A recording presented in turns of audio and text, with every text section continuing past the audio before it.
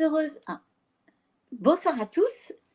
Je suis très heureuse de vous retrouver après notre petit raté de la semaine dernière où nous avons rencontré des petits problèmes techniques. Donc ce soir, je reçois Marie-Christine Delahaye, auteure de ce livre formidable au cœur des archives akashiques. Elle va se connecter là d'ici quelques secondes. On a fait des essais. Ce soir, tout fonctionne et on peut remercier Camille qui nous accompagne à la technique, à la régie. Bonsoir Marie-Christine et bienvenue Marie-Christine. Bonsoir Valérie, bonsoir à tout le monde. Et oui, merci à Camille de me permettre d'être là ce soir parce que la semaine dernière, c'était un peu compliqué. C'était épique, mais écoute, on y arrive. En tout cas, merci d'avoir accepté mon invitation. Nous avions déjà échangé dans un premier temps via le mail pour les rencontres lumineuses de janvier, me semble-t-il, Oui. où tu avais déjà éclairé nos lanternes sur, sur ce qu'est les archives akashiques, mais on va en parler plus amplement. Est-ce que tu peux déjà te présenter, nous raconter un peu ton parcours? Qui es-tu? Oui, alors, moi j'ai découvert les archives akashiques en fait il y a 10 ans, 11 ans maintenant, c'était en février 2011 aux États-Unis. À l'époque, j'étais encore salariée, je travaillais dans la communication dans l'industrie, dans la conversion d'énergie pour la petite anecdote. Mmh. Là, je suis toujours dans l'énergie, mais c'est pas du tout la même. Pas la même. C'est pas Et la même fréquence. non, c'est pas du tout la même fréquence, c'est clair.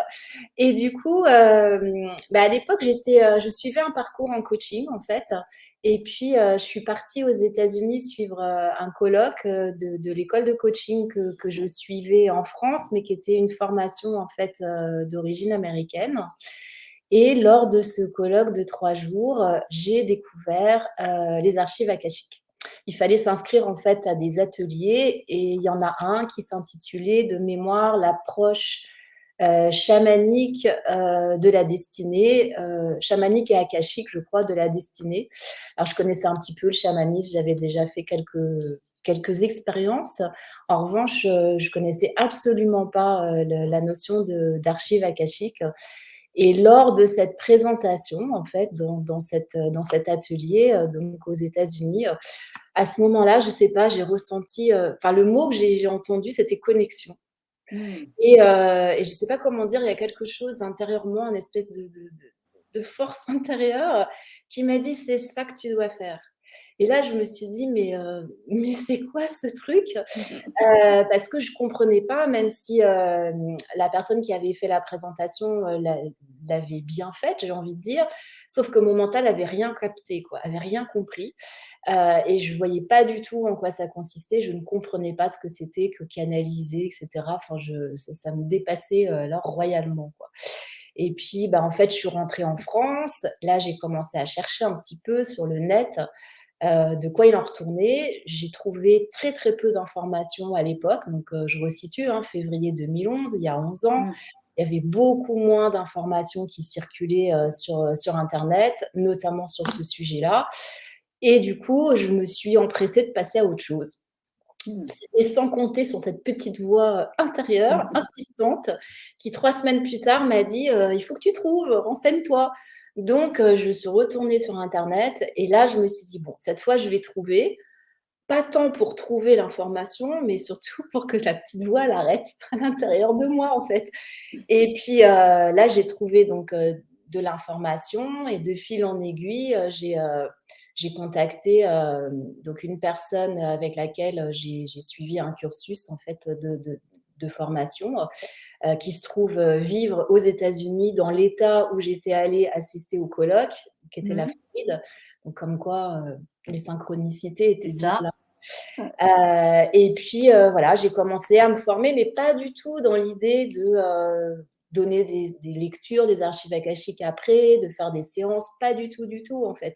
C'était, je suivais un peu le fil Mmh. que la vie m'envoyait sans vraiment savoir du tout où j'allais en fait, hein. Mon intention, c'était j'avais un travail salarié, je n'avais pas du tout l'intention de partir. Et puis, quand je suis rentrée des États-Unis suite à ce colloque, j'ai appris que l'entreprise pour laquelle je travaillais était rentrée en processus de rachat par un grand groupe américain. Et donc 1 an D'accord. après, j'ai été, finalement, remerciée, de cette entreprise, de ce job où j'ai été depuis plusieurs années. Et c'est là que je suis rentrée dans un grand questionnement de quelle est la suite? Qu'est-ce que je fais? À chaque fois que j'ai essayé de lancer quelque chose, ça marchait pas. Retourner dans le salariat, ça marchait pas. M'installer en tant que consultante en communication, ça marchait pas non plus. Donc à un moment donné, j'ai demandé là-haut, qu'on me guide parce que j'ai dit: «Bon là, visiblement, c'est pas là que vous voulez que j'aille, mais du coup, je sais pas où je dois aller. Mmh. Donc s'il vous plaît, mettez-moi les informations sur mon chemin». Et puis petit à petit comme ça, j'ai commencé à donner des lectures des archives akashiques, voilà, c'est un petit peu comme ça que j'ai mis le pied dedans. Et du coup, ça fait combien de temps maintenant que tu, accompagnes? Alors ça fait depuis, fin 2012, donc ça va faire 10 ans, 10 ans, ça fera d'accord. 10 ans à la fin de l'année, que j'accompagne, des personnes. Alors au début, j'ai, surtout accompagné des collègues, des confrères et consoeurs coachs, Mmh. de ma formation en fait qui, m'avaient dit: «Bah, quand tu ren enfin voilà, quand tu peux ouvrir les archives, nos archives, quand tu sais le faire pour les autres», parce que j'ai commencé à apprendre pour moi en fait, Mmh eh mh. bien, on vient te voir, tu nous dis. Et voilà, ça a commencé comme ça et puis, après ça a été, simplement le bouche à oreille. Ça a commencé une séance par-ci, une séance par-là, et à partir du moment où intérieurement, j'ai vraiment décidé de le faire, parce qu'au début pour moi c'était, juste comme ça, hein, c'était Mmh. pas du tout pour en faire une activité professionnelle. Je savais même pas qu'on pouvait faire d'activité professionnelle de ça, donc c'était absolument pas du tout mon objectif. Mon objectif, c'était juste de le faire en plus d'autres choses, de plus sérieux. Ouais. Sauf que la vie, elle a décidé autre chose, donc Et alors, parle-nous un petit peu des archives akashiques pour celles et ceux qui ne connaîtraient pas vraiment. Que sont les archives akashiques et à quoi servent-elles? Est-ce qu'elles ont un rôle? oui, oui, oui. Alors en fait, les archives akashiques, alors il y a plusieurs noms en français, hein. On parle de mémoire, d'annales, de registres, de dossiers akashiques. C'est, d'une certaine manière, un champ d'information, un plan vibratoire qui va Mmh. venir enregistrer, nos paroles, nos pensées, nos émotions, nos actions, plus particulièrement celles en lien avec notre âme, depuis sa naissance de la source jusqu'à aujourd'hui, en passant par nos différentes incarnations. Donc en fait, c'est une espèce de grande mémoire, ou comme une bibliothèque. Enfin, moi, j'aime bien me représenter Oui. les annales akashiques comme, sorte d'internet cosmique, en fait, de Mmh. grand web, cosmique, sur lequel vient s'imprégner, voilà, à chaque fois qu'on a une pensée, une émotion, en fait, ça s'enregistre.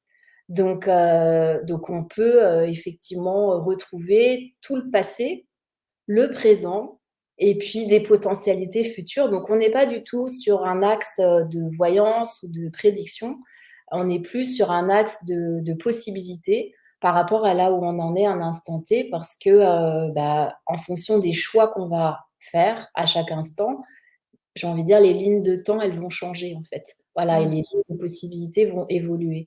Donc voilà un petit peu, ce que je peux en dire. Alors je peux en parler pendant des heures, hein, de de ce que sont les annales akashiques, C'est donc je passionnant en plus, donc voilà, donc je vais pas trop, m'appesantir peut-être, sauf si tu penses qu'il y a des choses que je peux compléter, mais voilà, ce qu'il y a peut-être à garder en tête, c'est que c'est un champ d'information qui entoure tout le vivant, qui qu'on a à l'extérieur de nous, qui est en nous. Enfin, c'est un plan vibratoire, tout est énergie, on baigne dans de l'énergie. mmh, Donc complètement. même si on ne le voit pas, ce plan vibratoire, j'ai envie de dire, c'est comme les ondes qui sortent de la box internet, Mmh. on les voit pas, pour autant, elles sont bien là parce que sinon, typiquement, on serait pas en train de se parler là. Donc c'est pas parce qu'on ne le voit pas, que ça n'existe pas, en fait. Donc là, on est vraiment sur des plans de conscience, en fait, différents du nôtre. Et du coup, ça voudrait dire que toutes nos actions ont une. Alors déjà, on a le libre arbitre de notre vie, puisqu'on est créateur de notre vie, de mon point de vue, en tous les cas. Mais du coup, chaque acte a une conséquence. Oui, tout à fait. Alors pour moi, c'est non seulement chaque acte, mais c'est aussi chaque pensée, chaque émotion et chaque parole. Mm. Parce que ce soit un acte ou une action, une pensée, une parole ou une émotion, pardon, tout est créateur et créatrice. Mm. Donc à partir de là, effectivement, ça crée quelque chose. Donc je te vois venir, Valérie, avec ta notion du karma. Et donc Exactement. et donc oui, tout à fait, tout à fait. C'est-à-dire que, c'est important, je pense que c'est vraiment important aujourd'hui que les gens comprennent bien que, effectivement, on est créateur à chaque instant, de notre, réalité. Donc ça veut dire quoi? De notre vie et en fait, en quoi on est créateur?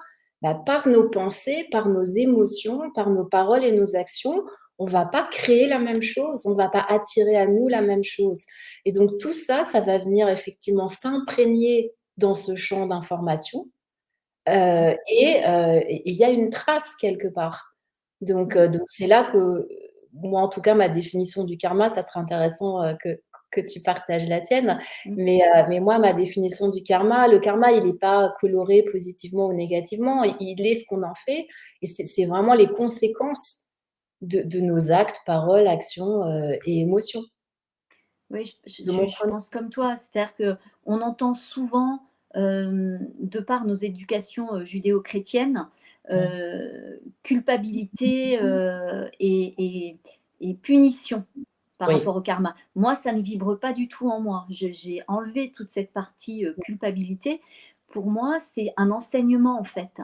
De vie en vie, notre âme décide d'expérimenter une parenthèse terrestre. Et ça vient, alors là, pour le coup, moi, ça colore, si tu veux, chaque parenthèse terrestre. Mmh. Et puis, de ce que j'ai pu expérimenter, en tout cas sur ce parcours-là aujourd'hui, le fait d'avoir pu remonter dans plusieurs vies passées Mmh. m'a offert la possibilité de demander pardon à des personnes dans cette vie-ci, qui dans cette vie-ci, j'ai autorisé à me malmener, mais en Mmh. fait, moi, dans des vies passées, je leur avais fait vivre des horreurs, tu Mmh. vois. Donc j'ai Ouais. pu d'âme à âme demander pardon et me demander pardon aussi. Ça a été un travail, ça m'a beaucoup aidé par rapport à ça. Oui, oui, oui, la notion du pardon, c'est vraiment une notion qui est extrêmement importante, dont on parle beaucoup, dans le «travail» entre guillemets de dans les annales akashiques, parce que, ce qu'on a tendance à dire et c'est pas que dans le travail des annales akashiques, hein, mais qu'en fait, plus on part allégé de cette Mm, vie terrestre, en tout cas et mieux c'est pour la suite.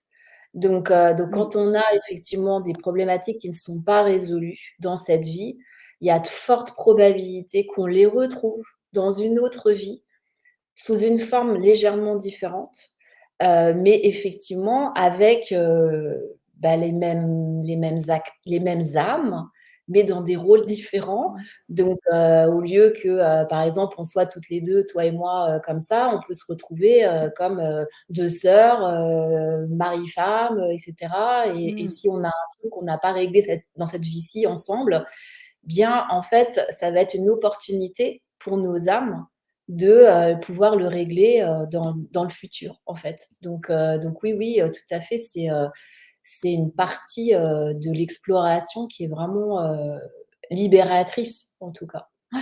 Ouais, ouais. Mmh. Et alors, il y a quelque chose qui était super intéressant quand on a préparé mission toutes les deux.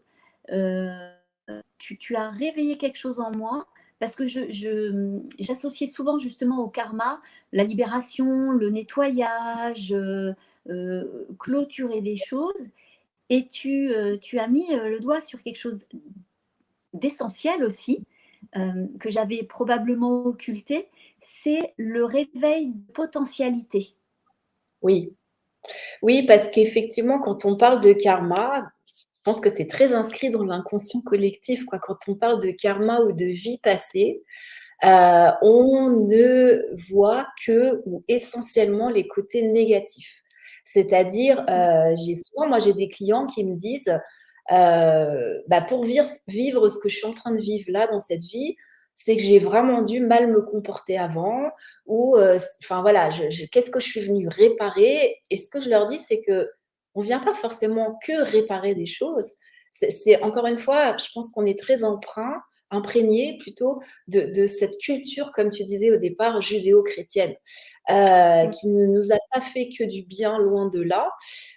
Et du coup, on a du mal à envisager qu'il peut y avoir des choses positives du passé, donc de vie passée, de lignes de temps passées, qu'on peut réactiver aujourd'hui. Notamment, ça peut être des ressources, ça peut être des talents, ça peut être je sais pas, des relations peut-être qu'on a connues dans une autre vie et avec lesquelles on est à nouveau en présence dans cette vie-ci. Il y a vraiment aussi cet aspect-là et c'est intéressant en fait d'aller potentiellement regarder quels sont les aspects d'autres vies dont j'aurais besoin aujourd'hui pour avancer en fait ou pour m'éclairer sur cette situation que je vis actuellement par exemple. Donc ça c'est un point qui est Mmh. intéressant aussi à aller regarder tout à fait. C'est pas que le côté négatif, le côté voilà, faut que je répare, il faut que je sorte des blessures. Bien sûr qu'il y a ça, mais comme je dis souvent, les blessures, il y en a déjà plein dans cette vie-ci, plein dans l'enfance.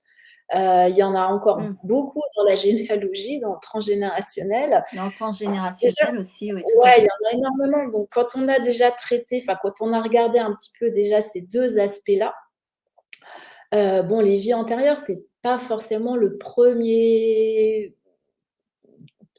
plan à aller regarder, en fait, le premier domaine à aller regarder et en tous les cas, de pas le considérer comme des choses négatives. Mais de même que la généalogie, c'est-à-dire que Mmh. souvent, on va explorer des choses dans notre généalogie qui nous bloquent, ou des peurs, et cetera. Mais, pourquoi est-ce qu'on n'irait pas aussi explorer, des ressources? Parce qu'il y a Mmh. forcément des ressources. Donc, que ce soit dans la lignée paternelle, dans la lignée maternelle, enfin, il n'y a pas que, entre guillemets, «des casseroles». Mmh. C'est voilà, et encore une fois, c'est vraiment on est très imprégné en fait dans notre culture à nous, Mmh. et très différente, heu, dans ce contexte-là par rapport à la culture anglo-saxonne où ils sont plus, notamment les Américains, alors parfois c'est un peu too much de mon point de vue, mais qui sont beaucoup à regarder plutôt le verre à moitié plein qu'à Mmh. moitié vide. C'est vide. Mmh. Voilà.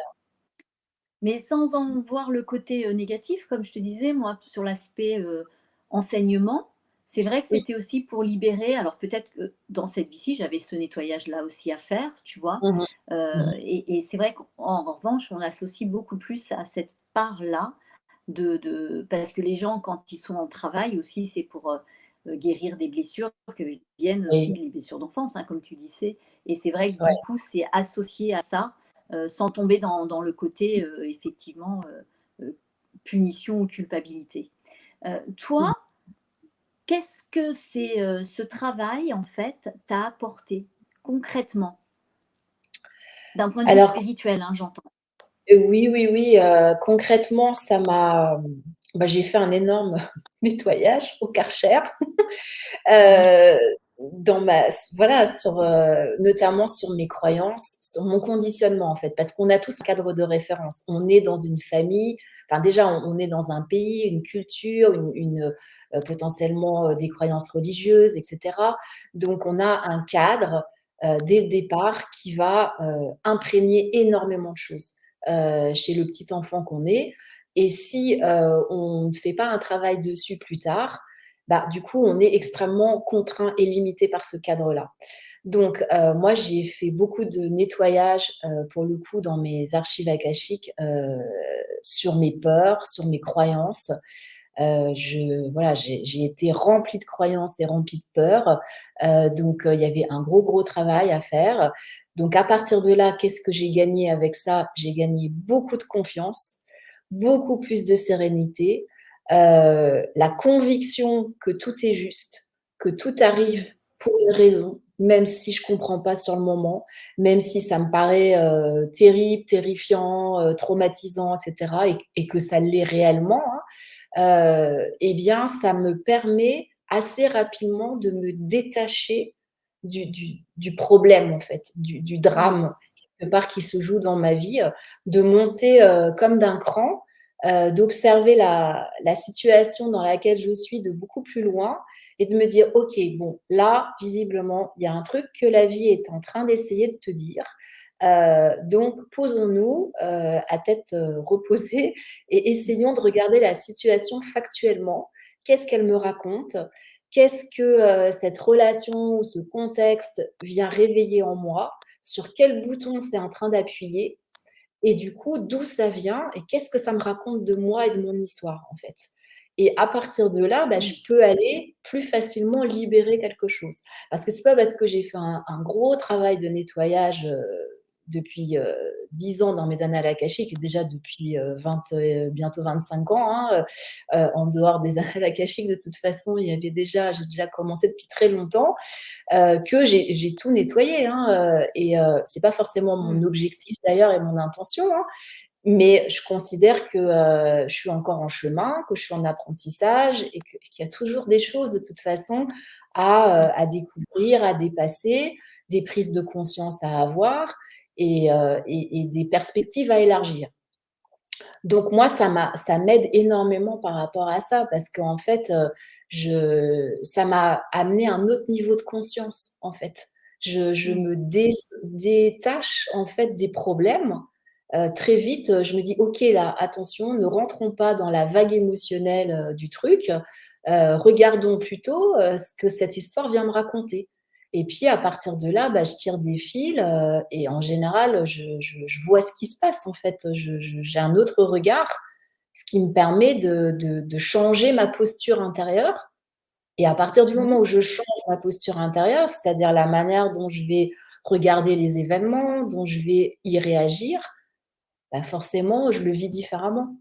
Donc parce qu'en fait, tout est une question de enfin, pour moi, hein, dans ma compréhension, tout est une question de niveau de conscience. Depuis quel Mmh. niveau de conscience je regarde telle situation? Donc si je la regarde depuis, l'espace intérieur qui est blessé, qui en général est relié à l'ego, Mmh. bah, forcément je vais pas pouvoir sortir quoi de cette situation.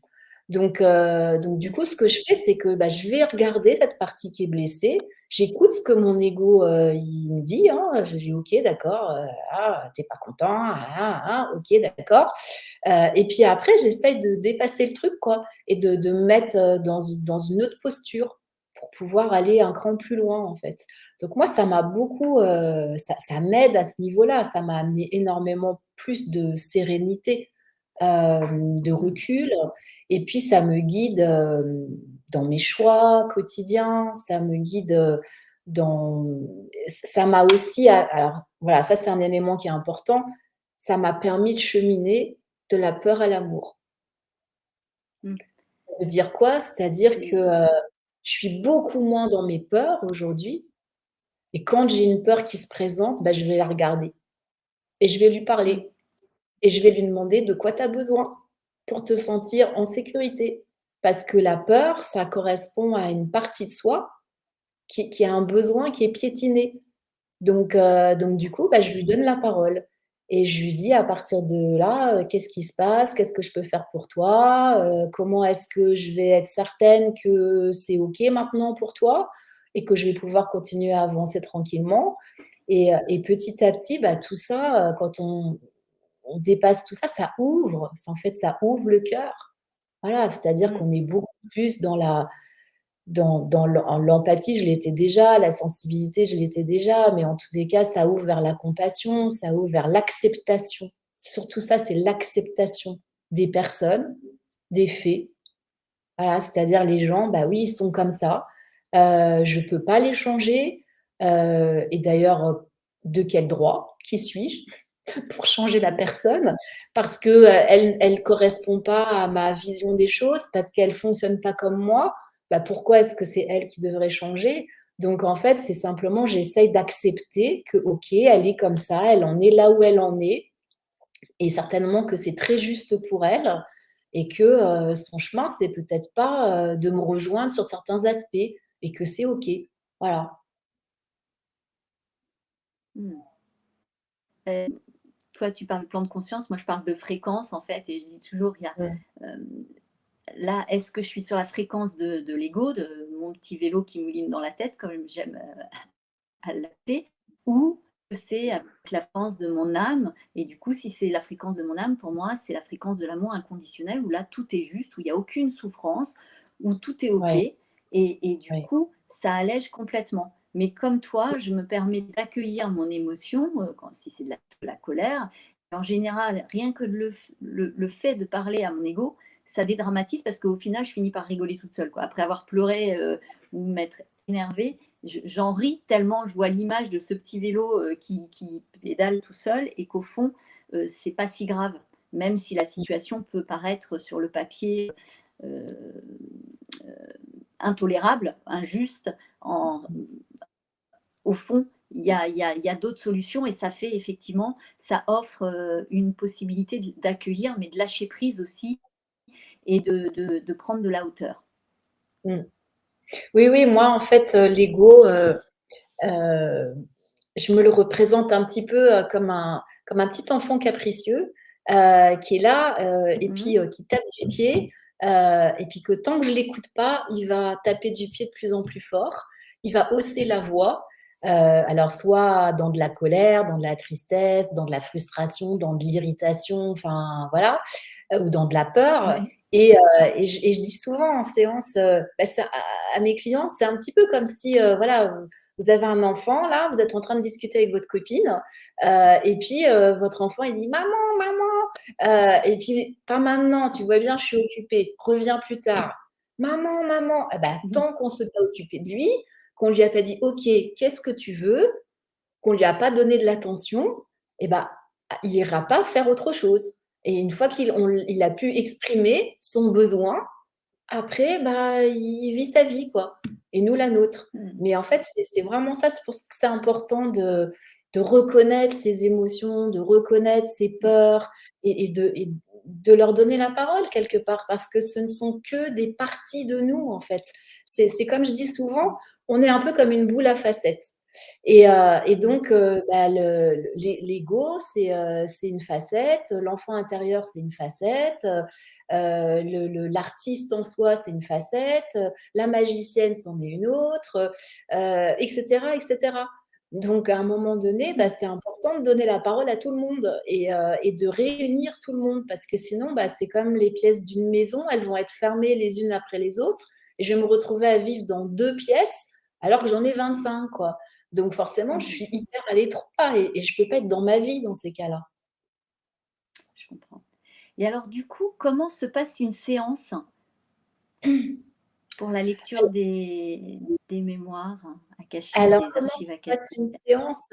Eh bien, en fait, la personne, elle vient avec des questions sur différents domaines de sa vie, en fait, sur lesquels elle souhaite recevoir des éclairages. Et puis, ben, moi, je vais accéder à ce plan d'information pour elle. Et je vais, donc, elle va poser les questions les unes après les autres, en fait, et je vais canaliser cette information pour elle et la lui transmettre.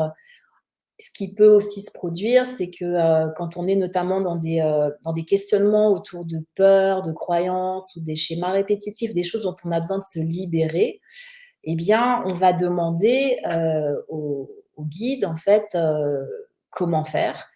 Et là, ils vont transmettre par mon intermédiaire, en fait, un rituel Mmh. ou un protocole de libération, en fait, que la personne mettra en place en dehors de la séance. Là, c'est son libre arbitre, évidemment, de le faire ou de ne pas le faire.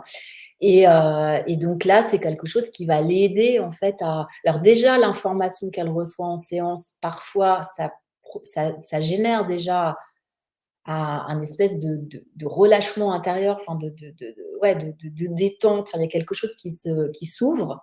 Et puis, bah, le Mmh. rituel, c'est important pour moi parce que ça met dans la matière, en fait. Et encore une fois, on est Mmh. ici dans la matière, donc c'est pas pour rien. Donc c'est important aussi de faire passer les choses dans la matière, ça va avoir un autre impact, en fait, sur soi. Donc voilà, donc c'est des rituels qui sont, propres à chacun et à chaque type de question, en fait, hein. Il y a pas, un rituel, qui va fonctionner pour tout le monde sur le même type de question. Ça c'est important de le comprendre, en fait, c'est pas aussi, simpliste que ça. Il y a pas mal de rituels, qui vont être en lien avec des lettres à écrire, puis à brûler. Mais en revanche, le Mmh. contenu, il va vraiment être propre à la personne, à son histoire, à sa question. Encore une fois, on peut pas dupliquer. En fait, parce que des fois, on me demande, «Ah beh, c'est dommage que, tu partages pas les rituels». Alors déjà, la première chose, c'est que quand on canalise, il faut savoir qu'il y a rien qui s'imprime, hein, ça transite, voilà, Mmh. ça rentre d'un côté, ça sort de Je l'autre et ça confirme, reste je confirme. on ne mémorise pas. Donc des fois, moi, en séance, j'ai des explications pour les personnes, je me dis: «Ouais, c'est super intéressant ça, j'avais pas vu ça comme ça, oh, faudrait que je m'en souvienne, quoi». Bah, sauf qu'en fait, à la fin de la séance, je m'en souviens même pas. Je me souviens même pas du Mmh. sujet sur lequel je me suis dit: «C'est intéressant, ça serait bien que je m'en souvienne». Donc voilà, parfois c'est un peu frustrant, mais bon, en même temps, c'est pas ma séance. La personne, elle l'enregistre. En Mmh. tous les cas, je lui conseille de l'enregistrer pour pouvoir la Oui, c'est ça, réécouter c'est plus ce que tard. j'allais te poser comme question. La Ouais. personne enregistre pour pouvoir parce que est-ce qu'elle est en hypnose? Comment ça se passe?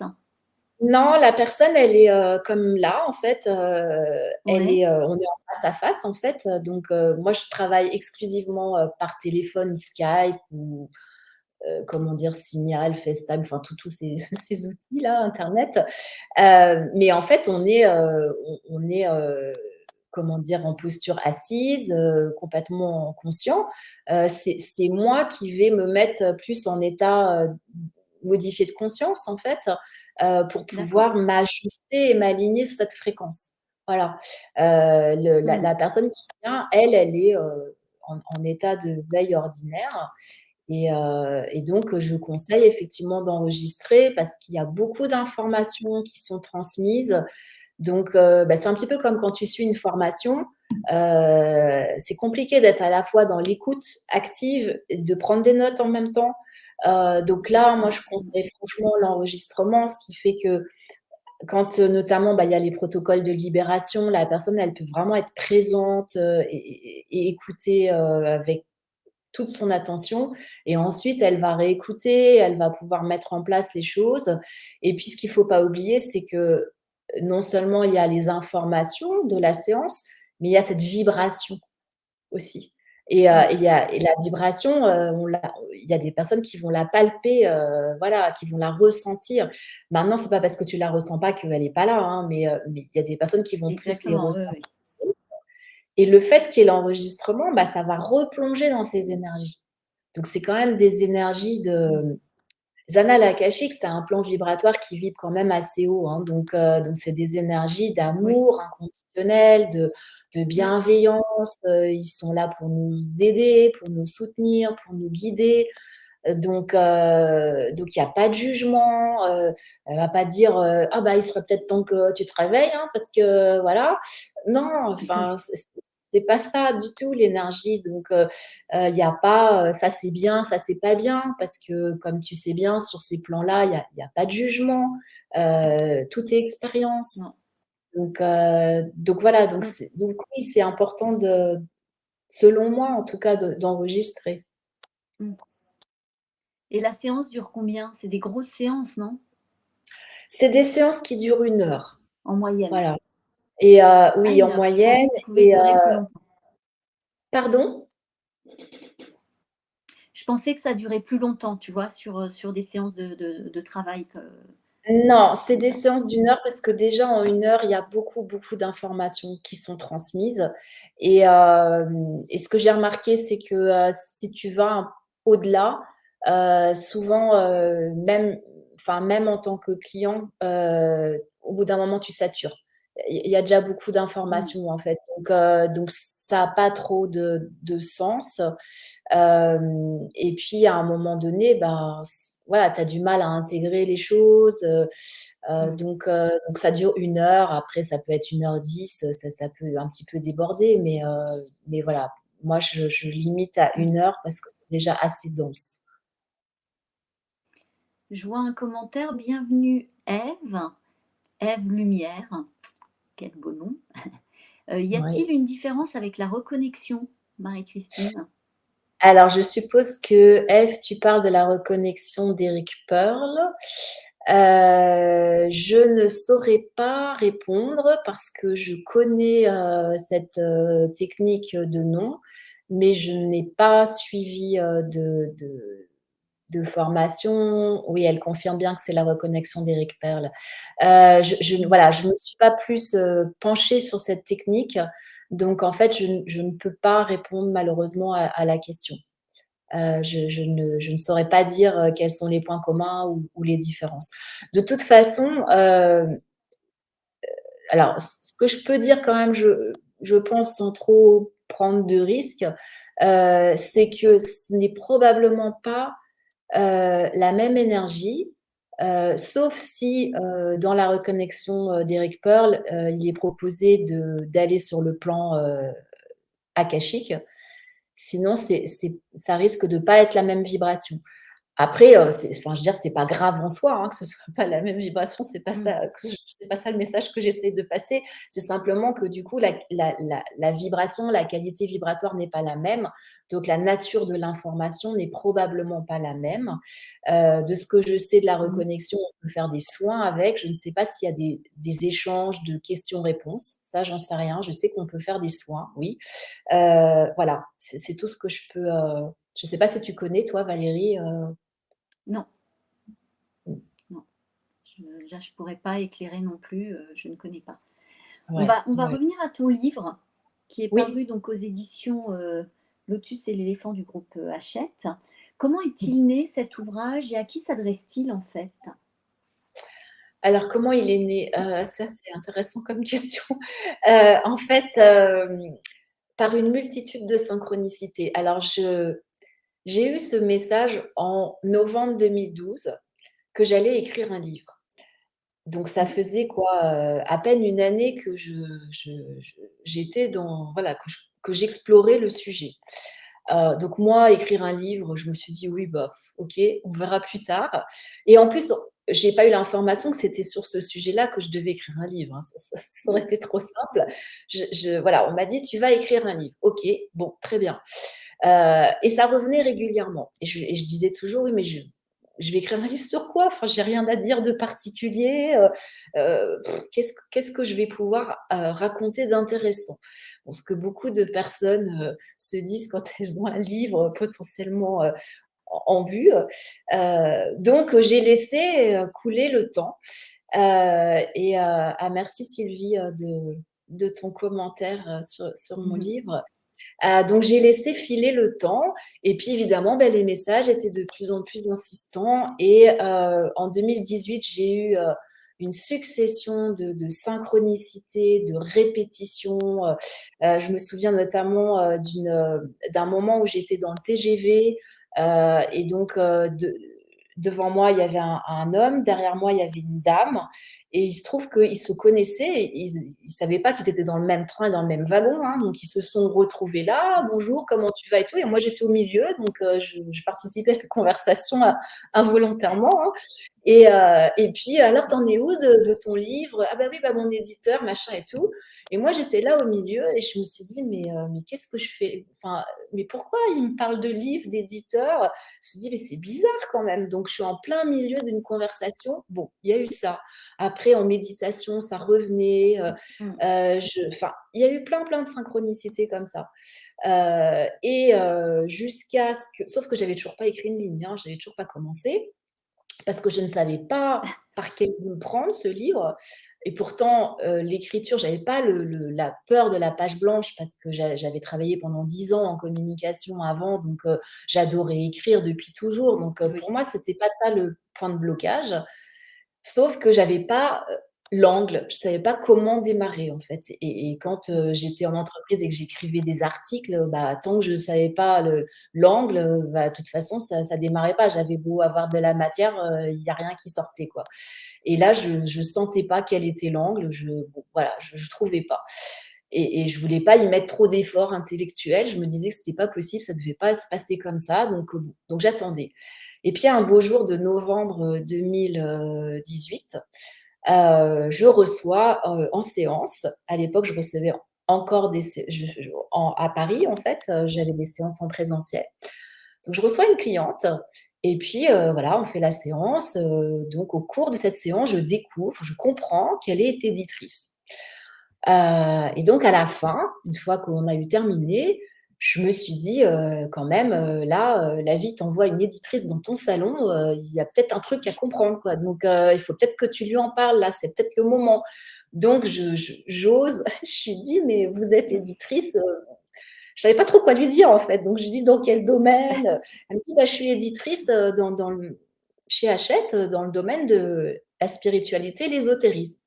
Et là, et là, je me dis, c'est une caméra cachée, c'est pas possible, c'est une blague. Je me suis dit, mais c'est énorme. Donc là, je me suis dit, ok, visiblement, il faut que j'y aille.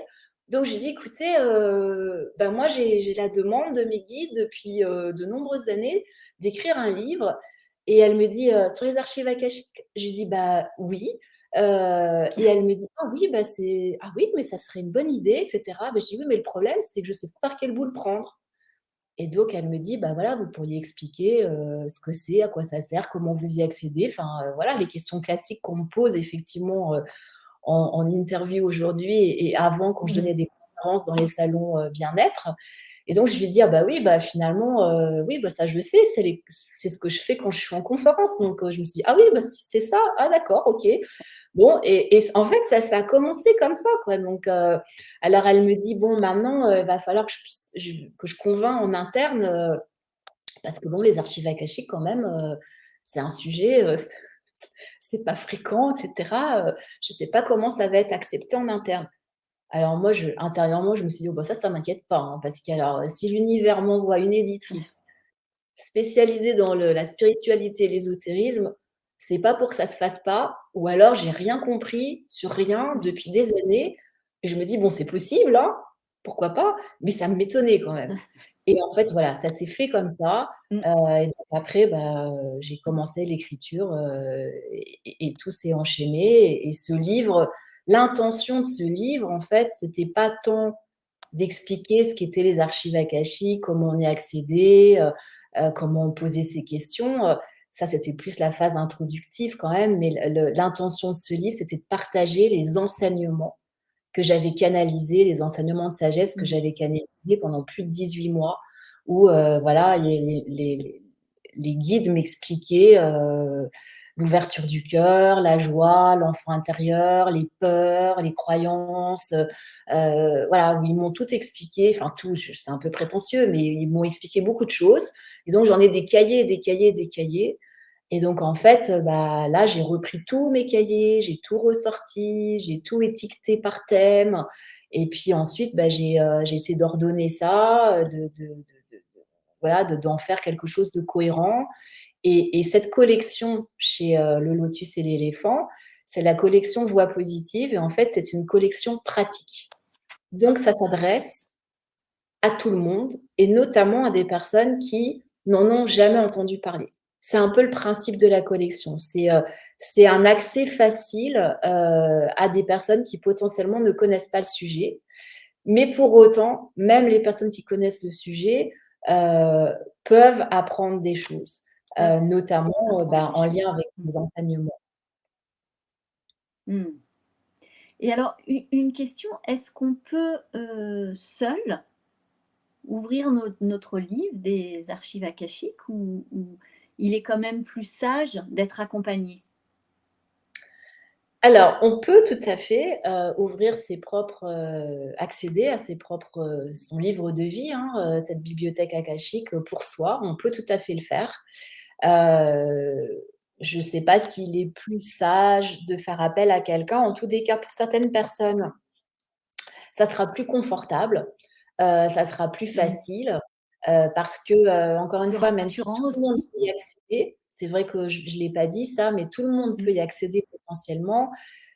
Pour autant, tout le monde ne va pas parvenir, à y accéder. Pourquoi? parce que c'est Mmh. beaucoup une question d'alignement, d'ajustement sur cette fréquence.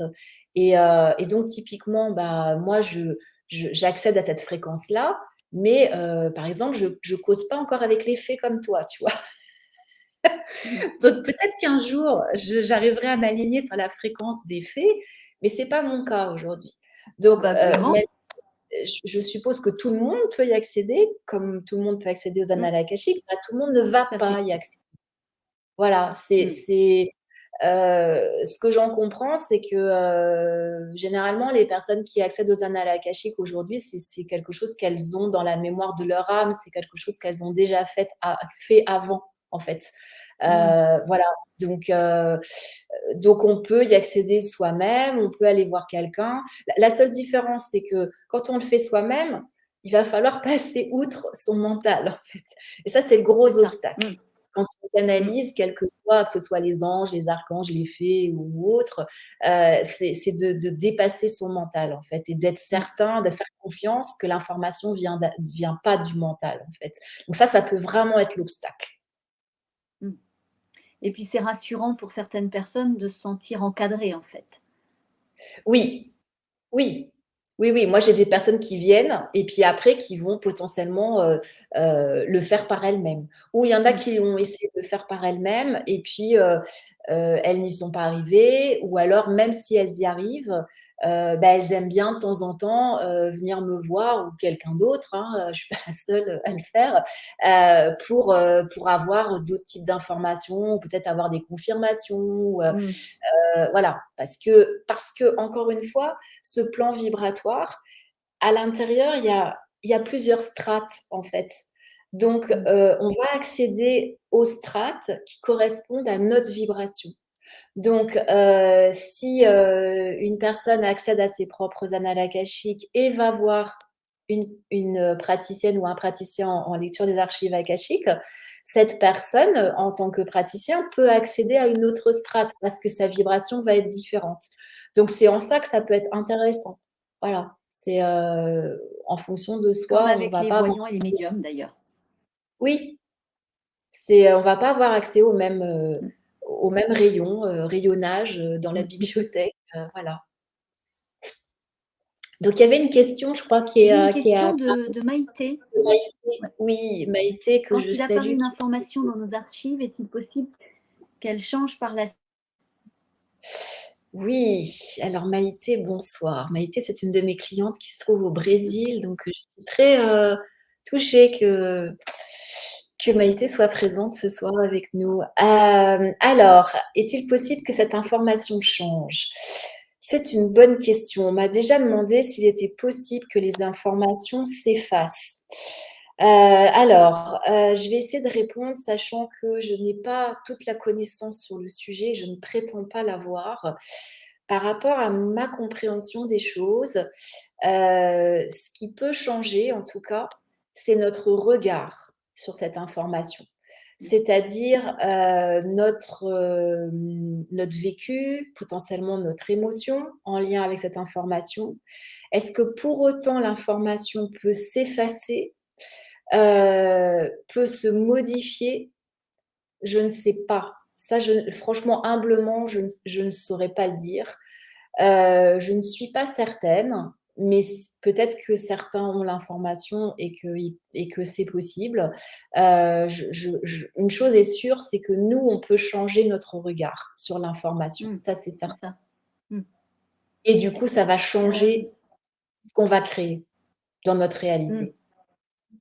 C'est ça. Mmh. Je voudrais, parce qu'on arrive déjà, on va arriver à la fin, de ce live. Je voulais qu'on aborde une question, importante à mes yeux, par rapport aux enfants. Je te l'avais Oui. posée quand on a préparé, l'émission. Heu, Tu me disais que pour les, enfin, pas autorisé de les enfants. Du coup, le cheminement devait se faire via les parents. Oui, alors, effectivement, la manière dont moi j'ai reçu cette transmission sur l'accès, à ce plan, de conscience, heu, on dit qu'on n'accède pas aux informations des mineurs, parce que potentiellement, ils sont encore à un âge où, ils sont très malléables, très influençables. Donc on va éviter d'interférer. Donc ce qui fait que si, un parent s'interroge par rapport à son enfant, à peut-être des difficultés qu'il traverse ou, tout simplement, c'est peut-être pas simple, mais, en tous des cas, la question pourrait être: «Comment est-ce que je pourrais, adapter ma posture en tant que parent dans l'éducation de mon enfant ou quelles sont, les ressources que je pourrais, activer pour l'aider dans voilà, mieux l'éduquer ou l'aider à traverser sa sensibilité, son hypersensibilité, par exemple. Donc dans ces cas-là, oui, on peut, en tant que parent, poser ces questions, mais c'est toujours en Mhm. lien, moi, en lien avec mon enfant. De la même manière Ouais. qu'on peut poser des questions sur d'autres personnes, mais c'est toujours c'est moi en lien avec l'autre. C'est pas, Mm. qu'est-ce que, mon mari doit faire ou qu'est-ce que ma sœur doit faire, parce que elle est pas là ou il est pas là aujourd'hui et donc, d'un point de vue éthique et déontologique, on va pas aller questionner, ce qui se passe, dans la vie de l'autre sans avoir Mm. son accord. Enfin, pour moi, Mm. c'est comme, une sorte de violation de cet espace sacré, donc je ne fonctionne pas comme ça. En revanche, Mm. je peux demander, comment est-ce que je peux améliorer ma relation avec mon enfant? Parce qu'il y a des parents qui ont Mm. des relations compliquées avec leurs enfants, notamment, en période d'adolescence, ou plutôt quand c'est des enfants hyperactifs, hyper, comme beaucoup de nouveaux enfin d'enfants actuels, Mais- donc effectivement ça on peut le questionner, mais toujours, en partant de soi. mm. C'était ma question par rapport aux enfants, parce que au vu de ce que nous vivons au niveau de l'humanité, on sait qu'on est dans un changement énergétique, une grande transformation, et que la plupart des enfants qui sont déjà là depuis de petites années, 4, 5, 6 ans, jusqu'à ces nouvelles âmes qui s'incarnent, elles sont très courageuses d'un point de vue terrestre, d'arriver ici et maintenant dans ce chaos quand même, hein, que nous vivons, que nous traversons, d'un point de vue, je dis bien, égotique et terrestre.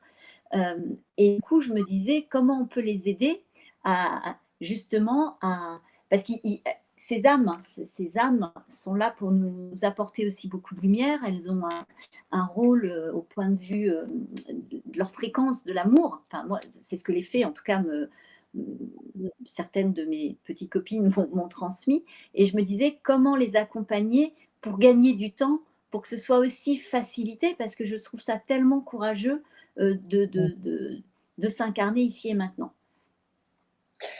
Alors, je ce que j'aurais envie de répondre, je pense qu'il y a pas forcément une manière mieux qu'une autre. Il y a probablement plusieurs pistes possibles.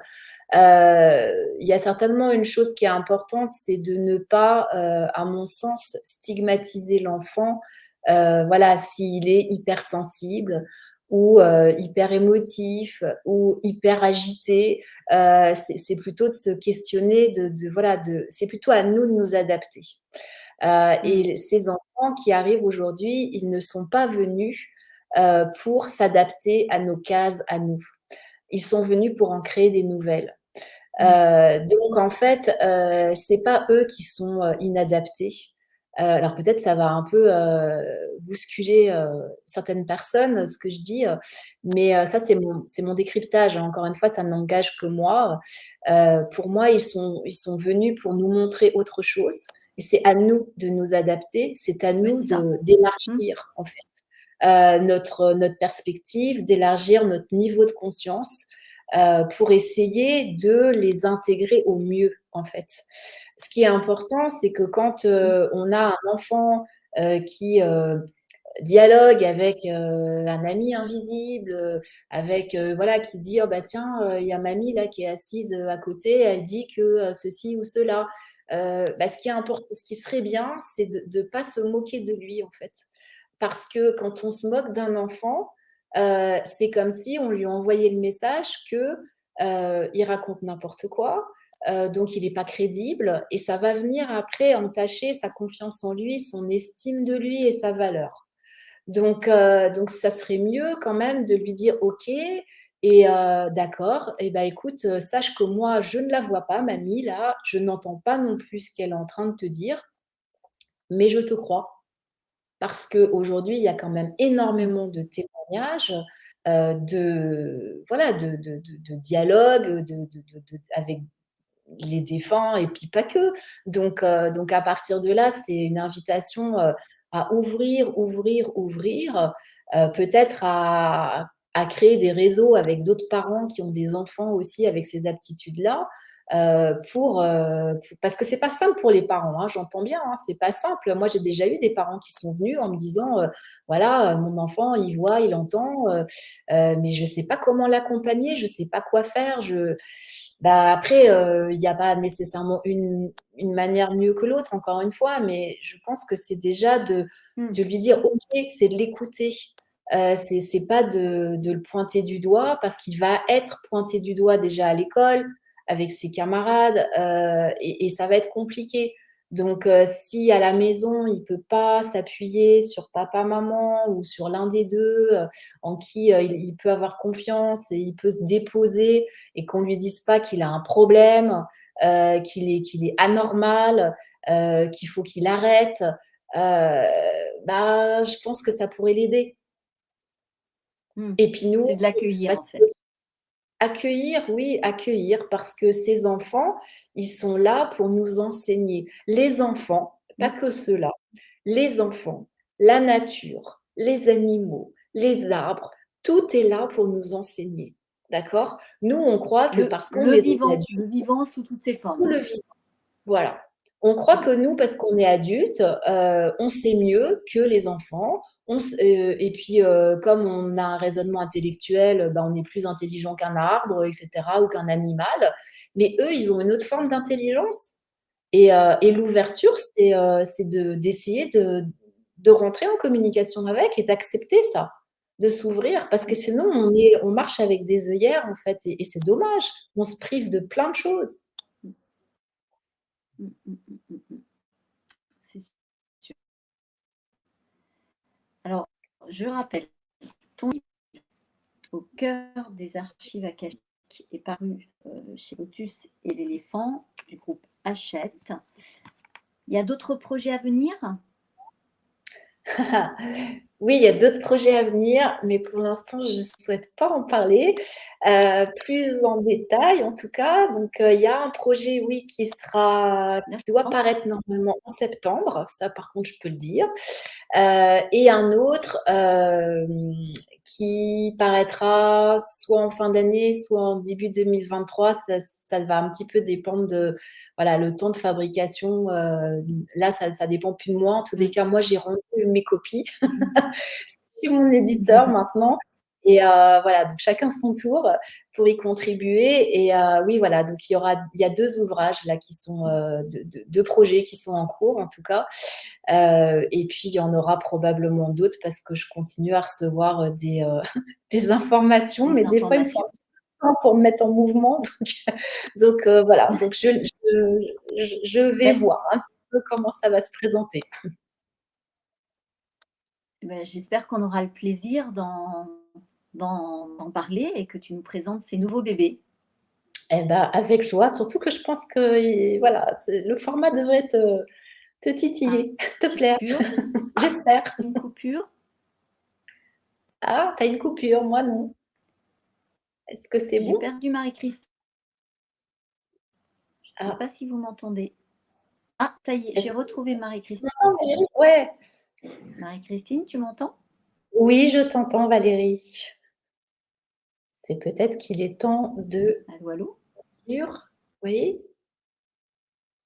Enfin, remercier tout le monde d'être présent. Je ne sais pas si Allô?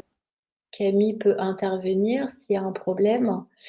Mais en tout cas, merci à tous d'être présents. Je vais prendre le relais sur Valérie. Merci d'avoir été présents ce soir.